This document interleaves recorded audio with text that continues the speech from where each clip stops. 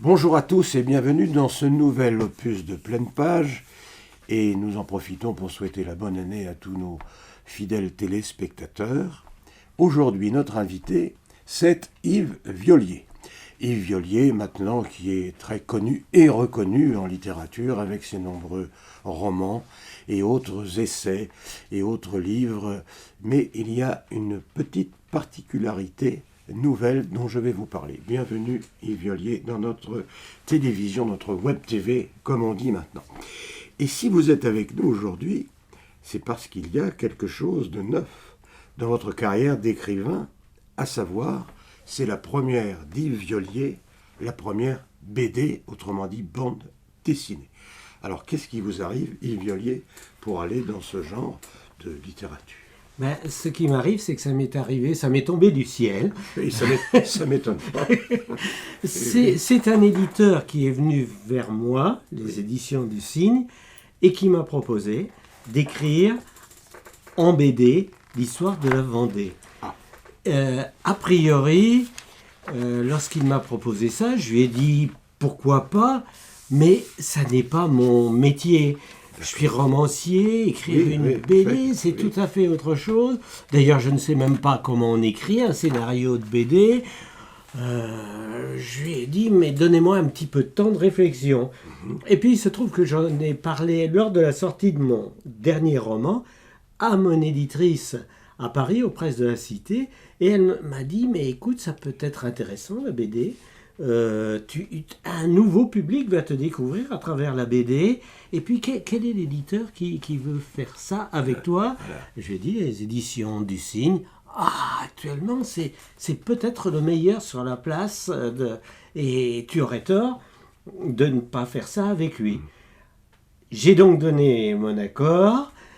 Il m'a proposé à la fois des modèles de scénarios pour que techniquement je sache comment j'allais travailler, et puis 4 ou 5 dessinateurs. Il y avait des genres différents. Celui-ci, François Ruiz, le dessinateur que j'ai choisi, est un dessinateur à la fois de manga, et là je me suis dit ça peut être intéressant. Souvent la bande dessinée historique est un petit peu austère, classique, je dirais même un petit peu parfois ennuyeuse. Là, avec son dessin à lui, je me suis dit, on va peut-être pouvoir donner un coup de jeune à l'histoire qu'on va raconter. Et on s'est rencontrés, il fallait qu'il y ait des atomes crochus entre nous, ça s'est très bien passé, il m'avait apporté des planches de dessin, et on a commencé comme ça. Et ma foi, moi, il m'a fallu à peu près... j'ai écrit en fait cette BD pendant le premier confinement. C'est ça. Tous les jours, j'écrivais ma page que j'envoyais à François Ruiz, qui ne connaissait quasiment rien à l'histoire de la Vendée. Il était venu en Vendée une seule fois. Alors, heureusement, il y a les outils d'aujourd'hui, Internet. Si ça avait été il y a 10 ans, j'aurais pas pu travailler comme ça. Là, par Internet, je rassemblais toute la documentation, je lui envoyais. Ça veut dire, Yves, que vous avez travaillé combien de temps pour la confection de cette BD ? Moi, pour ce qui me concerne, le premier travail, c'est-à-dire de communication de tous les matériaux et du texte et tout, pendant 3 mois. Mais après, quand ça a été quasiment terminé, il y a eu à nouveau un travail de lissage, enfin comme on fait tous, écrire c'est se corriger. Donc on a mis en gros 7 à 8 mois pour réaliser la BD. On l'a commencé, en fait, le confinement a commencé le 16 mars l'année dernière. Je l'ai commencé le 17 mars, et puis on a terminé mi-octobre de l'année dernière. C'est tout de même assez rapide. Ça a été très rapide. D'ailleurs, le dessinateur m'a dit je ne recommencerai pas à ce rythme-là parce que c'est un travail épuisant, là. Hein. Alors, on rappelle son nom, François Ruiz. François Ruiz. Qui donc a collaboré avec vous dans cette BD. Alors, moi, il y a une chose qui me surprend. Oui. C'est un aspect un petit peu technique. Très rapidement, Yves Violet, vous me dites à un moment donné, enfin vous dites non, mais dans cette BD, retrouver la réalité augmentée. Qu'est-ce que c'est que ça, la réalité augmentée? Là encore, c'est quelque chose d'assez nouveau qui rejoint votre travail à la télévision et sur Internet. L'éditeur nous a proposé à certaines pages d'ajouter une petite pastille, signe, et le lecteur de la BD, après avoir gratuitement téléchargé sur Apple Store et Google. Il y a tout un tas d'instructions. Voilà, mais c'est très simple. Je n'y entends rien du tout. C'est très facile, très facile. On va sur Google, toc, on tape, et on approche son téléphone ou son ordinateur portable de cette image-là, et on a aussitôt de la réalité augmentée, c'est-à-dire des films qui peuvent être de dimensions variables. Ça peut être un film en entier aussi, ou un élément de reportage qu'on va pouvoir voir en lien avec le moment de la BD. C'est ça. Alors par exemple, si je prends, je ne sais pas, moi, Jules César, parce que il paraît que Jules César est venu en Vendée, vous allez nous raconter ça après. Donc, on peut voir Jules César qui va s'animer, c'est ça? On va pouvoir voir, éventuellement, si ça existe, un film qui nous montre César arrivant en Vendée. Voilà. C'est parfait. Quand on parle, je vais évoquer Richelieu. Si on dispose d'un film qui parle de Richelieu à Luçon, on va pouvoir voir Richelieu arrivant à Luçon dans ce diocèse. Et tout ça, on le retrouve donc dans cette bande dessinée. Je rappelle au passage le titre, La Vendée. Une histoire entre terre et mer, Yves Violier. Moi, j'aurais aimé vous poser une question entre terre et mer. Je vois bien ce que ça veut dire. Oui. Mais moi, je pense surtout que la Vendée ne serait-ce pas plutôt une rivière? Ah, bien sûr. Bien sûr. La Vendée, d'ailleurs, elle est à la première page de la BD. Il s'agit d'une rivière. Qui a donné son nom au département, sachant qu'au départ, il ne devait pas s'appeler Vendée, mais il devait s'appeler les Delais. Et lorsque les députés vendéens sont arrivés à l'Assemblée là-bas, alors qu'on allait décider, on allait nommer les départements, et que leurs collègues ont vu ces deux Vendéens arriver, ils étaient particulièrement laids. Ils se sont dit, on ne va pas appeler le département les Delais. Ils vont croire que c'est une offense. Qu'est-ce qu'il y a comme autre rivière? Et ils ont vu cette petite rivière, la Vendée. Et ils ont dit, ce sera la Vendée. Et voilà comment nous sommes des Vendéens. Oui. C'est amusant votre anecdote sur les députés en question et les Delais. Ils peuvent lire cette BD, les députés. Il n'y a pas de... J'espère. Oui. Et savent-ils lire? Enfin, certains sans doute. J'espère aussi. Bon, alors donc Jules César, je vous le disais il y a un instant, chers téléspectateurs, Jules César donc serait venu en Vendée. Mais il vient partout, cet homme-là. Parce que, oui. Dans le vignoble nantais, il est passé à Valette, pas loin, là, à Mouzillan, paraît-il. Oui. Enfin, il a fait beaucoup de chemin, je trouve. Oui, sans doute. Peut-être qu'on prête à César. Oui, ce qui ne lui appartient pas. Ce qui ne lui appartient pas. C'est sans doute mais il était important, puisqu'on balait l'histoire de la Vendée, de la préhistoire jusqu'à nos jours, on ne pouvait pas ne pas parler de l'occupation romaine. C'était déjà une première occupation. Voilà, c'est ça. Et donc, elle passe à travers César, la guerre des Gaules, elle est suffisamment célèbre. Et vous savez, Violet, que dans les occupations, il y a toujours des couvre-feux. Oui. Quelles que soient les occupations, oui. Certaines à partir de 22h dans le temps, et du temps de Jules César, je crois que c'était 20h. Mais de notre temps, on a fait les progrès, c'est 18h. Oui, dans la BD, que ce soit Damien ou Alix, ces deux gamins qui accompagnent, le personnage Vendée, cette jeune femme, et qui lui pose des questions. Si le couvre-feu avait été mis en place, ils auraient certainement réagi en établissant un lien hein, avec ce que vous venez de dire. Alors, cette BD sur la Vendée, Jules César, d'accord, mais il y a eu aussi après, bien entendu, on ne peut pas y échapper, le cardinal de Richelieu. Ouais, ouais. C'est l'histoire de la Vendée aussi. Et je dois dire qu'en écrivant, la BD, bien sûr, en travaillant dessus, on découvre constamment. Et j'ai découvert à quel point Richelieu avait marqué de son empreinte ce territoire et le marque encore aujourd'hui. Sans qu'on le sache, le travail qu'il a effectué, d'une part pour, bien sûr, il se situait où il était, c'est-à-dire pour faire disparaître les traces du protestantisme en Vendée, ce travail-là, mais aussi d'implantation à la fois de la religion catholique dans ce diocèse, et puis le développement de ce territoire.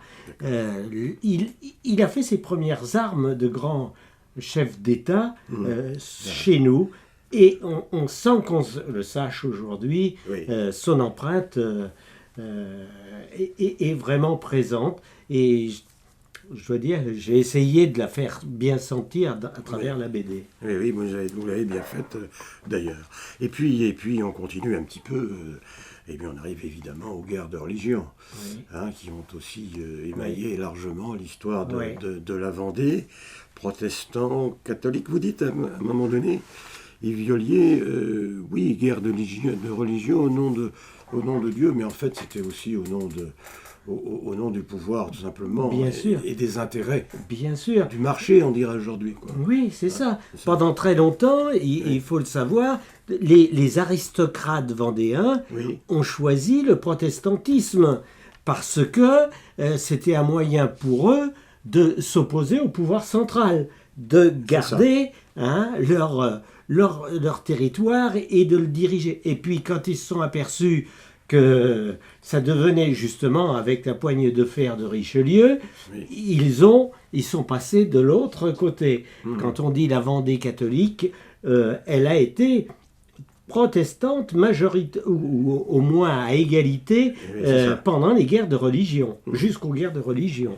Voilà, et jusqu'à Henri IV. Oui, c'est ça, c'est ça. Après, il y a eu les problèmes de l'édit de Nantes, Oui, c'est Et puis, comme on ne peut pas parler de la Vendée, et vous le faites très bien d'ailleurs dans cette bande dessinée, sans parler évidemment des guerres de Vendée, comme son nom l'indique, les Blancs contre les Bleus, et les Vendéens, vous m'arrêtez si je me trompe, Yves Violier, qui ne sont pas des Chouans, ce n'est pas la même chose, au passage. Et donc dans ces guerres de Vendée, évidemment, là vous êtes assez prolixe dans cette affaire. Oui, je me suis posé la question, pour évoquer ce mot, la prolixe, je me suis posé la question, est-ce que on met sur la couverture les guerres de Vendée, entre autres, il y a le Vendée Globe, il y a Richelieu, mais parce que je me suis dit, le premier réflexe pour les gens qui viennent d'ailleurs, la Vendée, ce sont les guerres de Vendée. Ça n'est pas que ça. A priori, je me suis demandé si je ne devais pas évacuer un tout petit peu la guerre de Vendée pour mettre autre chose. Mais c'est quand même, comme vous dites, c'est un incontournable. Elle fait partie de notre histoire et des fondamentaux, là aussi, de la Vendée d'aujourd'hui. Donc, elle est sur la couverture. Et bien sûr, j'ai pris le temps, dans la BD, d'évoquer tous les chefs vendéens, mais aussi d'évoquer les républicains, de parcourir cette histoire. Vous avez terrible. Les Blancs célèbres que vous évoquez, qu'on connaît peut-être un peu moins, je ne sais pas, Roiran, Sapineau. Ceux-là, on connaît jolis. Voilà. Ceux-là, je pense que c'était intéressant de les donner à voir, comme ça. Il y a une galerie de portraits. Il n'y a pas que Delbé, Bonchamp, bien sûr. Ou Charette. Oui, c'est ça. Il y a aussi cela. Bien sûr, on accorde une page à Charette et à sa mort, mais il y a tous les autres. Tous les Vendéens. Et tous les Blancs dont on ne parle pas des fois. Aussi. Tous les Bleus, pardonnez-moi. Les Bleus, les Mailloncais, tous ceux qui sont venus là en Vendée, les Tureaux aussi, et tous ces massacreurs aussi. Oui. Il y avait Marceau aussi, qu'on ne Oui, parle pas beaucoup en général. oui. Buveur d'eau, et Oui. violier. Ah. Dubois, en grand général aussi, Mhm. républicain celui-là, buveur de vin. Et puis Westermann, buveur de sang, Ah oui, ça, plutôt oui. qu'autre chose. Voilà. Ouais. Donc on voit bien tout ça dans cette bande dessinée, votre nouveau sport, entre guillemets, on va dire ça comme ça. Vous allez en faire d'autres ou pas? Je vais en faire d'autres, c'est déjà en route. Hein. Eh ben. Mais là, ce sera une adaptation d'un de mes romans. D'un de vos livres. Oui, Le Marié de la Saint-Jean, avec le même dessinateur, avec le même coloriste, puisque nous avons fait un bon duo ensemble, et donc nous allons reprendre. Nous y sommes, hein, on vient de commencer le travail, et pour moi c'est une belle aventure qui m'a été offerte comme ça. Oui. Je disais, ça m'est tombé du ciel, ça a été une sorte de cadeau, alors que je n'y croyais pas du tout au début. Et je dois dire que, pour ce qui concerne l'histoire de la Vendée, au bout du compte, quand j'ai eu terminé, mais je me suis dit, mais c'est un roman que j'ai écrit. Oui. J'ai écrit le roman de la Vendée. C'est un véritable roman. Et avec ces trois personnages qui se promènent à travers l'histoire et qui circulent, j'ai essayé justement de faire vivre, de ne pas être trop pédago, de ne pas de ne pas, que ce ne soit pas trop décousu, qu'il y ait comme un fil rouge d'un bout à l'autre, et ce fil rouge, c'est Vendée et Damien et Alix qui le tirent jusqu'à la fin, de façon à ce qu'on comprenne le quotidien de la Vendée aujourd'hui, des Vendéens. Pourquoi les Vendéens sont-ils ce qu'ils sont aujourd'hui? Bien, j'espère qu'à travers tout ce parcours de ce territoire et des hommes qui y ont vécu, on peut assumer notre héritage. Oui. En tout cas, c'est tout de même, mais de façon tout à fait plaisante et fantaisiste, tout à fait pédagogique aussi, votre bande dessinée. Il est vrai que vous fûtes pédagogue dans une autre vie. Dans une autre vie. Oui. Mais ceci se passait en des temps très anciens. Voilà, c'est exactement. Ça. Alors, juste personnellement, petite question. Comment ça marche avec votre binôme, c'est-à-dire avec le dessinateur François Arbis? Qu'est-ce qu'il commande là-dedans? C'est l'écrivain ou c'est le dessinateur? C'est la plume ou c'est le dessin? Pour ce qui concerne cet album-là, c'est l'écrivain. D'accord. C'est l'écrivain qui, d'un bout à l'autre, écrivait sa page, la communiquait au dessinateur, qui remettait le storyboard, hein, c'est-à-dire sa page, mais de façon schématique. Synopsis. Voilà, on va dire forme, ça. Oui. Vaut mieux le latin que l'anglais pour un pédagogue. Oui, mais c'est la langue utilisée par les auteurs de BD, vers les professionnels. Et j'intervenais en disant, j'aimerais un gros plan. J'avais l'impression de faire un travail finalement de réalisateur de cinéma. Oui, c'est un peu cela. Je lui demandais un gros plan, je lui demandais, on voit, je ne sais pas, arriver le père de Montfort, je lui disais, tu commences par un plan d'ensemble, et puis il est avec son âne là sur le chemin, ensuite tu vas faire un plan américain, et ça c'était passionnant et d'écrire le texte, les bulles qui pouvaient accompagner ce dessin. Donc je lui ai envoyé ça, il me faisait donc le synopsis ou le storyboard, et puis donc je lui donnais mon avis. Ça me permettait aussi, moi, de resserrer l'écriture, parce que toute la question, c'est toute la difficulté, c'était à la fois de choisir, pour ce qui me concerne, dans la vaste histoire de la Vendée, de choisir les moments, les temps forts, et puis aussi de ramasser le texte au maximum. Donc quand j'avais ce synopsis, je resserrais le propos, et puis il se mettait au dessin, il m'envoyait ce dessin, je validais, je lui demandais quelquefois, par exemple, lorsque Jeanne d'Arc arrive et qu'elle vient rencontrer le roi, lui, il m'avait tout naturellement dessiné le roi sur son trône, et puis ses courtisans autour, et puis Jeanne qui s'agenouillait devant lui. J'ai dit, mais non, alors là c'est une hérésie. Jeanne est arrivée, le roi s'était dissimulé parmi ses courtisans, et elle va le trouver là parmi eux. Bon, il a recommencé son dessin, et il a été, pour ça, épatant d'un bout à l'autre, vraiment d'une grande rigueur, et puis avec une qualité de dessin. Je pouvais lui demander de dessiner, je dirais n'importe quoi, il le faisait. Mais il me fallait, moi, lui remettre toute la documentation. Je lui envoyais, le portrait de Clémenceau jeune, Clémenceau plus vieux, Clémenceau Aja. Je lui envoyais tout cela, hein, et ensuite, lui, il dessinait. Voilà, très bien. Parce que dans d'autres bandes dessinées, de d'autres auteurs, c'est pas toujours comme ça que ça se passe. Quel est à propos, Yves Violier, votre BD préférée, ou une de vos BD, en dehors de la vôtre, bien entendu? Vous êtes, c'est une question piège. Non, c'est une question bête. Voilà, ah oui. L'un n'empêche pas l'autre, mais... Il y en a une que... Et... Alors, c'est à la fois BD et à la fois... Il y en a une de l'auteur américain il s'appelle Hans Spiegelman. Il a écrit une bande dessinée qui s'intitule Mouse. Et elle est bouleversante. Le travail qu'on est en train de faire actuellement sur mon prochain roman pour la BD, j'aimerais bien qu'on aille dans cette direction-là. Il raconte l'histoire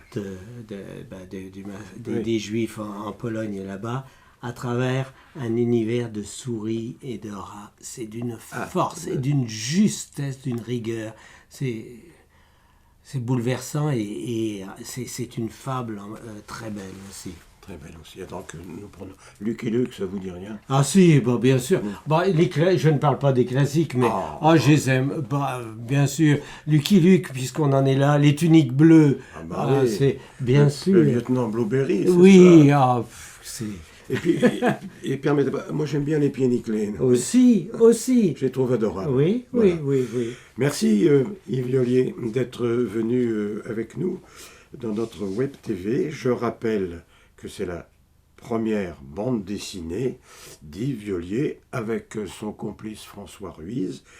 C'est une histoire de la Vendée, une histoire entre terre et mer, aux éditions du Cygne. C'est pas du Cygne de Piste, non? Parce que ça, c'était aussi une édition. Ah oui. Et lu par les Scouts de France. Bien sûr, et moi, adolescent ou gamin, j'ai dévoré les Cygnes de Piste, voilà. Bien sûr. Alors là, c'est autre chose. C'est un éditeur qui est basé à Strasbourg, mais un éditeur national.